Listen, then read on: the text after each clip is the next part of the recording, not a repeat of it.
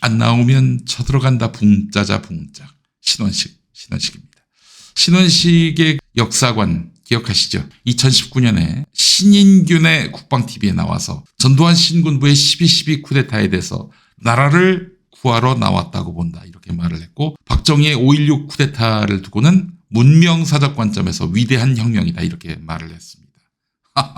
아니 군사 쿠데타를 옹호하는 국방부 장관이라. 여러분 그런 국방부 장관을 보셨습니까? 그때는 또 문재인 정권이고 그래서 뭐 아무 말이나 막 하던 때였던 것 같은데, 할 말이 있고 안 할 말이 있지 어떻게 쿠데타를 옹호할 수가 있겠습니까? 게다가 장군인 사람이 나중에 국방부 장관이 될 거라는 생각은 없었던 거였겠죠.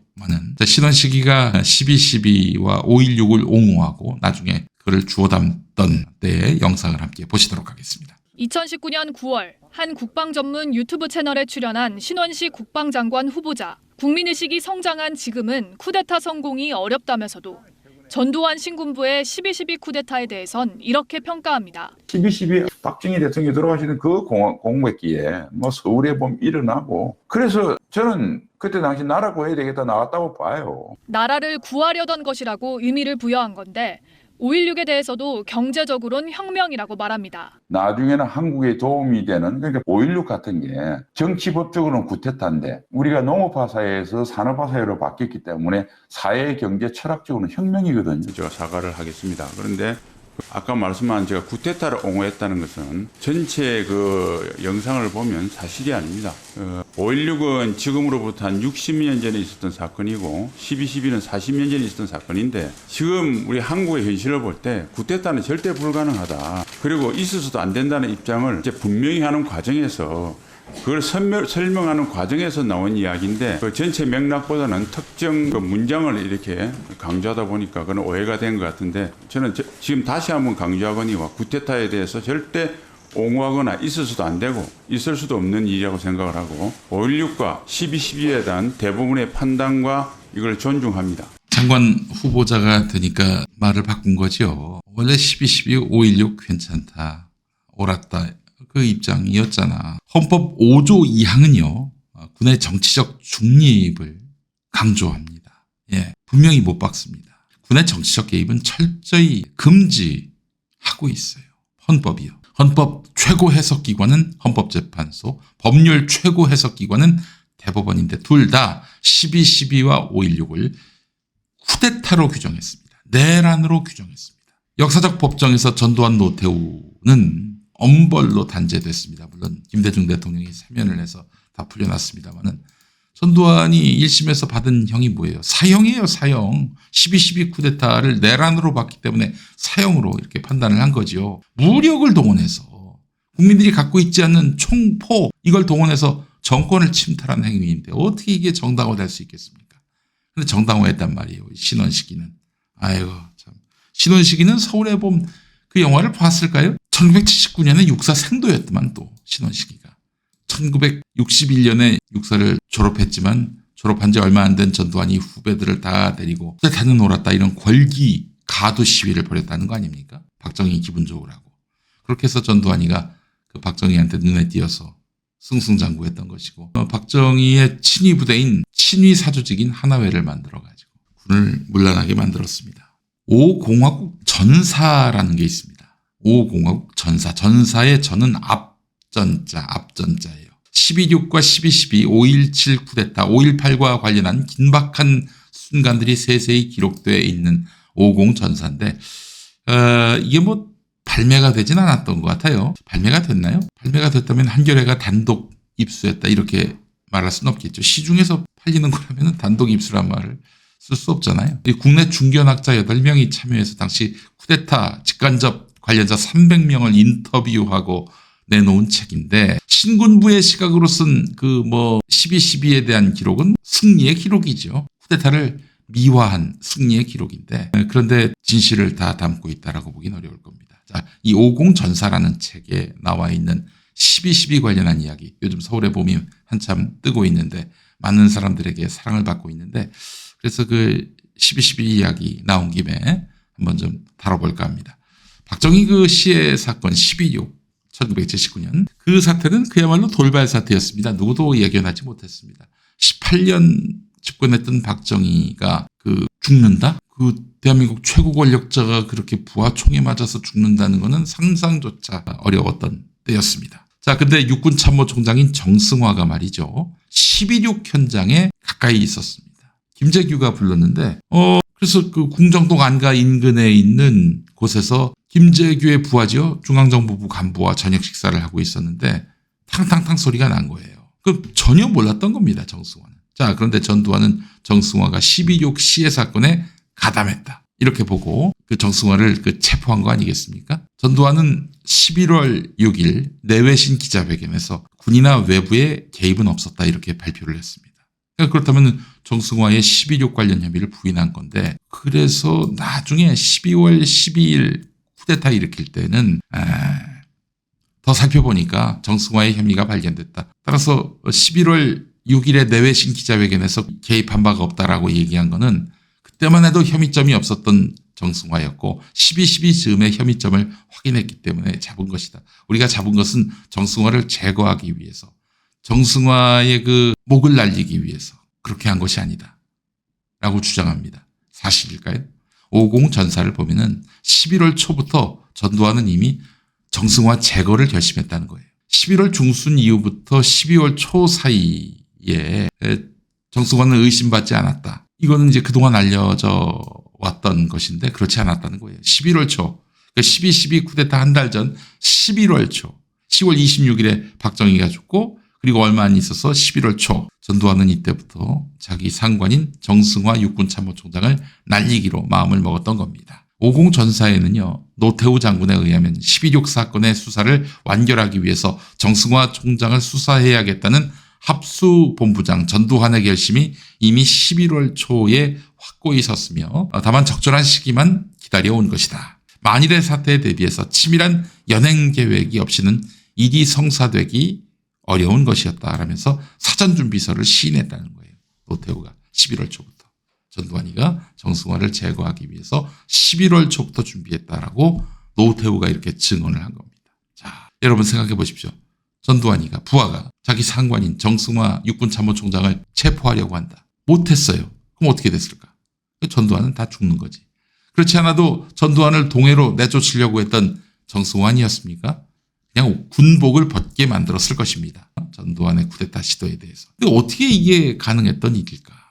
50 전사를 보니까 합수본부 허삼수 대령, 나중에 이제 전두환 밑에서 정치를 했던 전두환 똘마니 아닙니까? 허삼수가 대령이었는데 12월 12일 저녁 7시쯤 육군참모총장 공관에 도착합니다. 그리고는 저희가 12.6 사건을 조사하는 와중에 김재규와 총장님 사이에 금전거래가 있었다는 이야기가 나왔습니다. 그랬더니 정승화 총장이 그런 일 없어 라고 단언을 했죠. 자, 이에 대해서 허삼수가 법적인 증빙 자료를 얻기 위해서 온 거니까 총장님 육성으로 그런 적 없다라고 말씀해 주시면 좋겠습니다 라고 하니까 정승화가 그러면 그렇게 하지 뭐 라고 했어요. 근데 허삼수가 이때 뭐라고 했느냐, 저희들이 아직 녹음 준비를 못했기 때문에 저희들이 준비한 곳으로 가주시면 좋겠습니다 이랬던 거예요. 정승화가 여기서 이제 직감을 했죠. 너희들 어디서 왔어? 이렇게 언성을 높였습니다. 그러자 허삼수가 한 말은 뭡니까? 저희는 대통령 가까이 지시를 받고 왔습니다. 물론 거짓말이었죠. 12월 12일 저녁에 최규하 대통령이 육군참모총장 체포하라 여기에 사인했습니까? 아니었잖아요. 자, 그럼에도 불구하고 허삼수는 정승화 총장을 끌고 현관까지 나와서 차에 태웠어요. 그 와중에 총격전이 벌어졌던 것이죠. 보안사 서빙고 분실로 이렇게 해서 정승화 총장이 잡혀갑니다. 합수본부의 책임자가 누구예요? 전두환 아닙니까? 전두환에게 신병이 인도됐습니다. 저녁 7시 21분. 강제 연행에 걸린 시간은 17분에서 18분 정도에 불과했어요.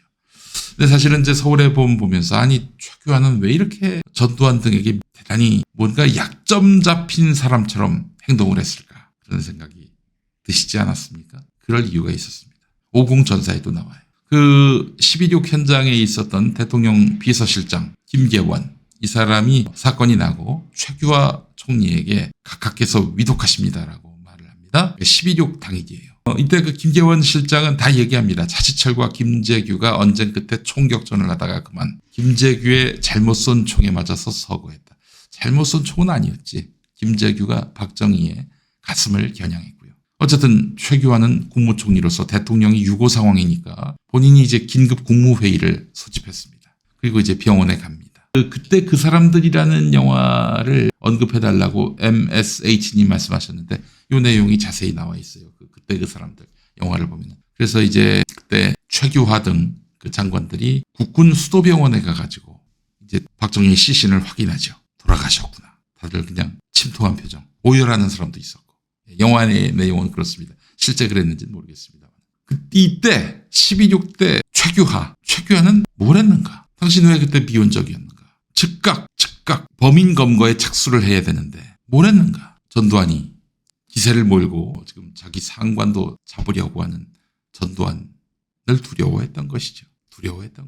아, 이놈이 나도 날릴 수 있겠구나. 이 생각이 들었던 거예요. 그래서 강하게 압박하니까 결국 전두환의 뜻을 들어준 거 아니겠습니까? 그래서 전두환과 함께 온 노재현 국방부 장관이 정승화를 연행 조사해야 한다라고 하니까 그렇게 하자라고 최규하가 이렇게 거기에 이제 서명을 했는데 이 소심한 최규하가 그래도 전두환이가 정승화를 잡아간 시점으로부터 한참 후에 나는 제가 했다라는 뜻의 5시 10분이라는 새벽 5시 10분이라는 12월 13일 새벽 5시 10분이라고 메모를 했어요. 정승화 총장 잡아가야 한다라는 그 건의서에다가 새벽 5시 10분이라고 써놨습니다. 그러니까 새벽 5시 10분 이전에 전두환이 했던 행위는 불법이다라고 아주 소극적으로나마 이렇게 한 줄을 적었다는 얘기죠. 그런 최규하 씨는 돌아가실 때까지 이런 전두환의 쿠데타에 대해서 비판 한마디 안 하고 그렇게 살다 돌아가셨어요. 이 얼마나 역사에 무책임한 행동입니까? 신원식이는 쿠데타는 잘못된 것이다라고 얘기를 합니다. 그 전에 12.12, 5.16 쿠데타를 찬양했던 태도와 180도 다른 모습을 보이고 있는 것이죠. 그럴 필요 없어, 신원식. 당신은 이미 검찰 쿠데타 정권의 일원 아닌가? 쿠데타를 애써서 부정할 필요 없어. 당신이 쿠데타 공범인데, 가담자인데, 잔당인데 왜 쿠데타는 잘못됐다고 얘기를 해? 쿠데타 정권의 일원이면서. 안 그렇습니까?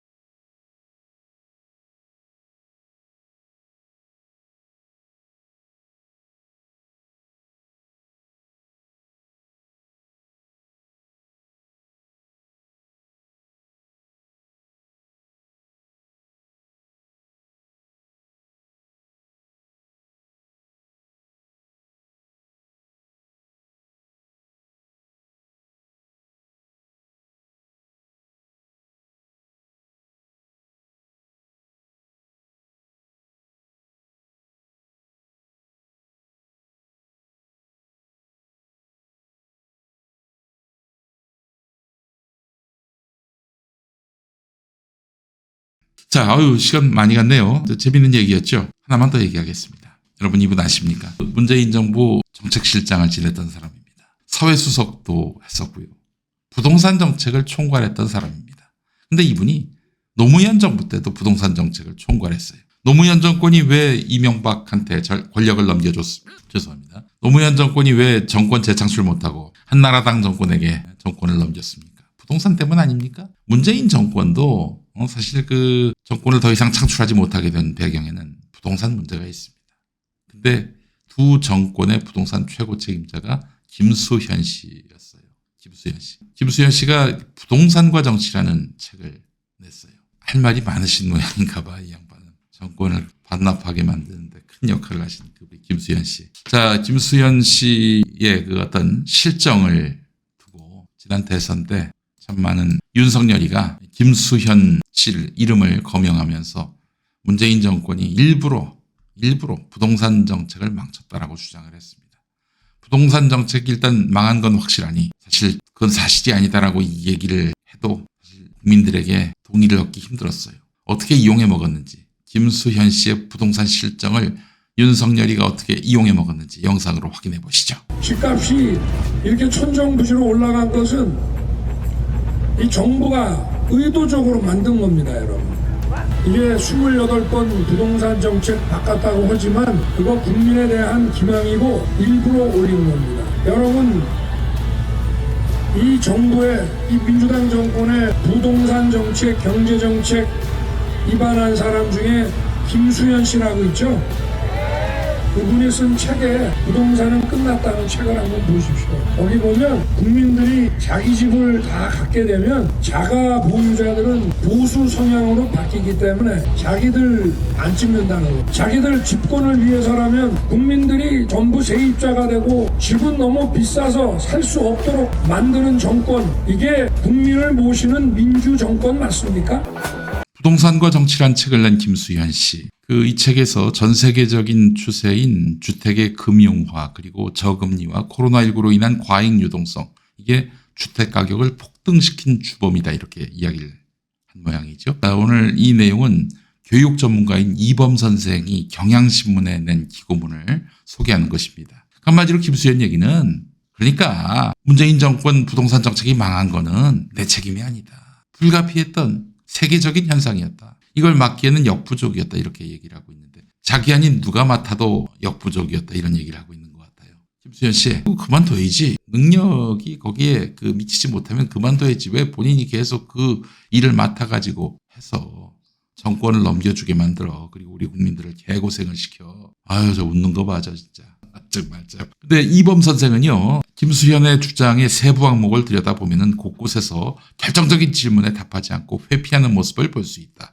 주지하다시피 한국의 주택시장은 절대로 자유시장이 아니다. 정부가 수요와 공급 양쪽에서 지대한 영향을 미치기 때문이다. 수요 감소를 위해서 정부는 무엇을 할 수 있는가? 다주택자의 보유세와 취득세를 높인다던가, 주택담보대출과 전세대출을 제한한다든가, 서울로 쏠린 인구와 산업의 분산을 꾀한다든가, 여러 방법이 있을 것이다. 공급 증가를 위해서 정부는 무엇을 할 수 있는가? 다주택자의 양도세를 낮춰서 매물로 나오도록 유도한다든가, 신도시 개발이나 도심 고밀도 재개발에 나선다든가 하는 방법이 있었을 것이다. 이를 보면은 김수현 씨가 청와대에 있을 때 펼친 정책들과 견줘보면은 시장 원리와 거꾸로 간 것들이 단박에 드러난다. 3기 신도시는 두 차례에 걸친 서울 수도권 아파트값 폭등이 일어나고 나서 2018년 말에야 발표가 됐고, 박원순 시장의 도심 고밀도 개발안, 여의도 용산 개발하겠다는 거죠. 발표 열흘을 앞두고 이제 빛을 보지 못하게 된 건데, 열흘을 앞두고 박원순 시장이 이제 돌아가신 거죠. 정권 초에 보유세를 높이기 전에 양도세를 높여버리니 매물이 자취를 감췄고, 국제협약을 근거로 추진하던 대출 제한의 도입은 석연치 않은 이유로 늦춰졌고, 이명박 정부에서 시작해서 박근혜 정부에서 확대한 전세 대출은 전혀 손대지 않았다. 김수현 씨는 나는 문재인 정부가 적기에 더 강한 대출 규제와 가계부채 관리에 나서지 못했던 것을 가장 중요한 부동산 실패의 원인이라고 생각한다라고 말하면서 왜 자신이 그 같은 실패를 범했는지 전혀 밝히지 않는다. 갑자기 평론가가 되시면 안 되지, 김수현 씨. 본인이 다 그렇게 해놓고서는, 본인이 또 그렇게 방치해놓고서는 이제 와가지고 왜 남 탓을 해? 왜 갑자기 평론가가 돼버려? 정책 실패자로서 국민들 앞에 무릎 꿇고 잘못했다고 해야지. 자, 이범 선생은요, 가장 황당한 것은 그가 임대사업자로 등록하면 양도세를 감면해주는 정책에 앞장섰다는 것이다. 이게 가장 핵심이에요. 그는 2011년 지금 들고 있는 부동산은 끝났다 해서 이미 임대주택 공급을 공공에만 맡겨놓는 것은 비현실적이고 민간 임대사업자의 역할을 긍정해야 한다라는 지론을 드러냈다. 다른 선진국들처럼 월세를 받는 임대사업자가 주류라면은 그렇게 생각할 수도 있는데 한국의 임대사업에는 독특한 특성이 있다. 다른 선진국에는 전무한 전세 제도가 존재하는 것이다.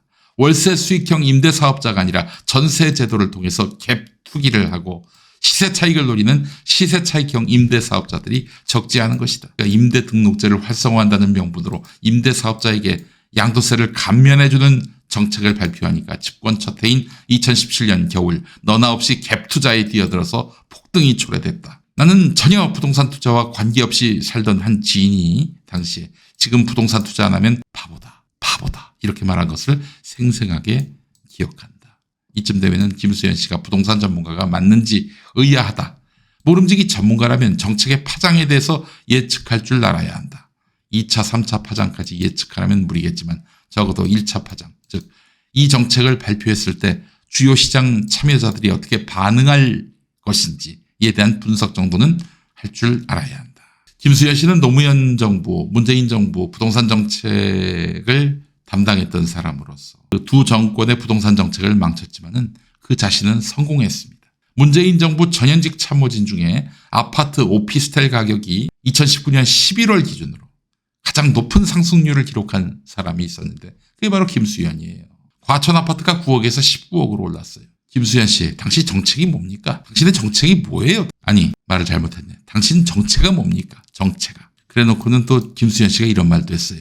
문재인 정부 부동산 정책에 대해 총체적 실패라고 하면서도 실패의 원인이나 대안에 대한 진지한 논의가 없는 현재 상황이 안타깝다. 안타깝다니 당신이 망쳐놓고 진지한 논의가 없다고 안타까워? 당신은 입 닥치고 있어야지 책임자인데 당신이 여기서 할 말이 뭐가 있어 도대체? 정말 참 황당하기 짝이 없습니다. 김수현 씨 한마디만 할게요. 노무현 정부 문재인 정부 망쳐놓고 책임감을 전혀 못 느끼는 모양인데 한마디만 할게요. 닥쳐요. 닥치고 사세요. 이딴 책을 사주는 사람도 있는 모양인가 봐요. 닥치세요. 이 말만 하겠습니다. 당신 닥치세요.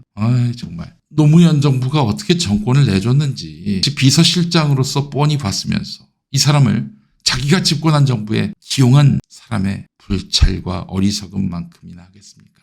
윤석열 대통령을 만들어주고 국회의원 최재형을 만들어주고 문재인 전 대통령님, 지금 우리 앞서서 시청자 한 분이 영화 속에 나오는 최규하는 당신 같다고 합니다. 여러분, 이런 문재인 전 대통령 인사들이 지금 반성 없이 또 배지를 달려고 하고 있습니다. 분노가 치밀지 않습니까, 여러분? 언제까지 이 인간들한테 농락을 당하시겠습니까? 안타까워요. 정말 그런 문재인 정권 인사들과 의리를 지키는 게 그렇게 시대 정신입니까? 그게 꼭 반드시 관철해야 할 그런 문제입니까? 자,